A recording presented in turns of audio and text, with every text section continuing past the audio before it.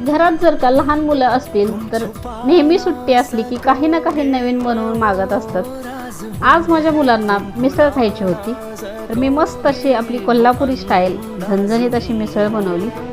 बाहेर मस्त असं पाऊस पडत आहे आणि मस्त अशी गरम गरम मिसळ खरंच खायला खूप मजा येते।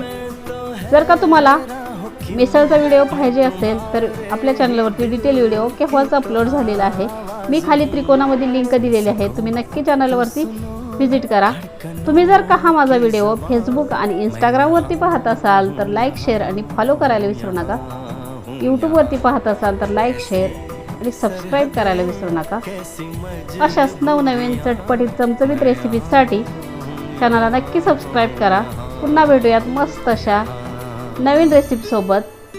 तोपर्यंत मिसळ फस्त करूयात। धन्यवाद।